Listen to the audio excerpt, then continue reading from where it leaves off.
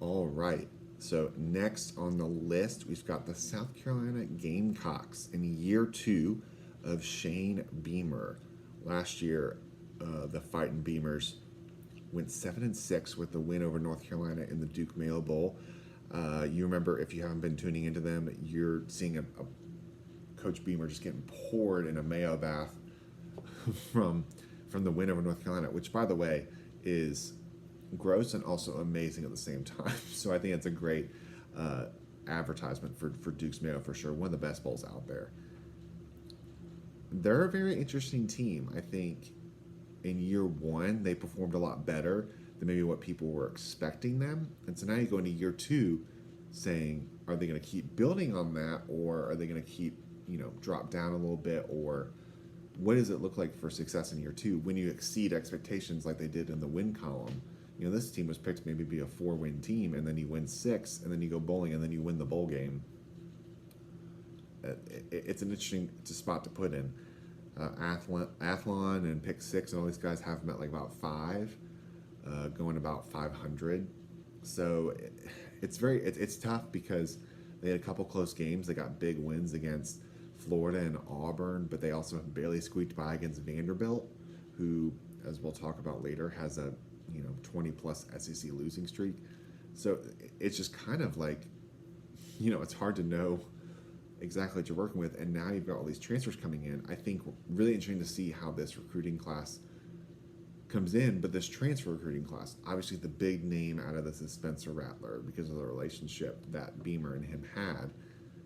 So are we going to get more of the what he was recruited as type of Spencer Rattler? Or are we going to get more of the inconsistent, like last year situation? Is it was just a bad situation for everybody, especially him, and he had to get out of town, and that's a better new situation? Or was last year more of an example of who he is, and this year's going to, as a player, and just is that situation going to kind of follow him a little bit? Not like you're rooting for that, but just what I think I just come in with some more questions, and I think it'll be very interesting to see what they do coming forward, because there's a lot of encouraging things to come out of this and a lot of hype, and I know a lot of Gamecock fans, y'all are very excited about this. I would say you want to keep the excitement, but also you want to hold it to an attainable level, so that way if you're not oversetting the hype, that it's not a realistic mark for them to meet and then be disappointed with like an 8-win season,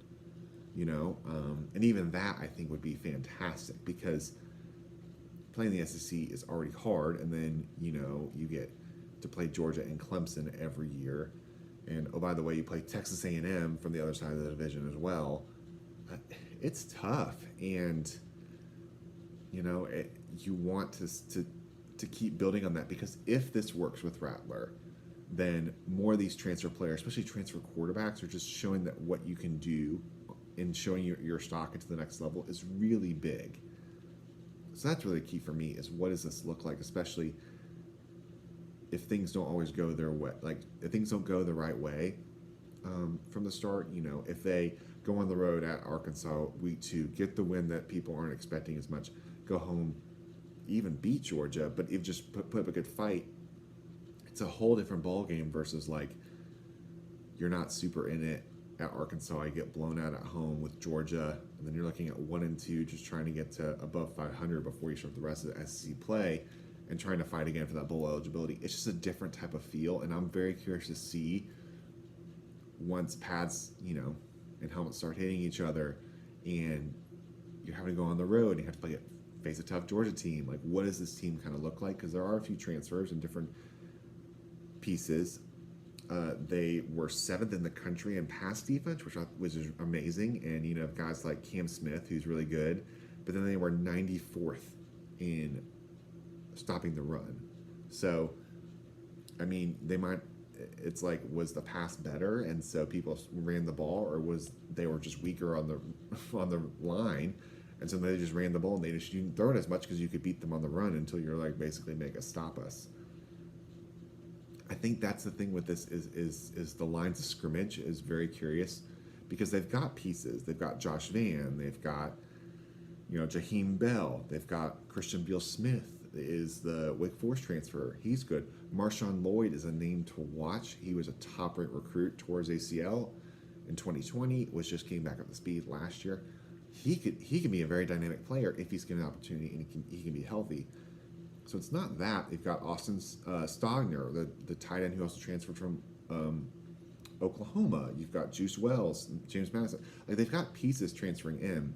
The question for me is a line of scrimmage, because you're returning, guys on both sides of the ball. But just because you're returning all these pieces doesn't mean it's going to necessarily equal success later.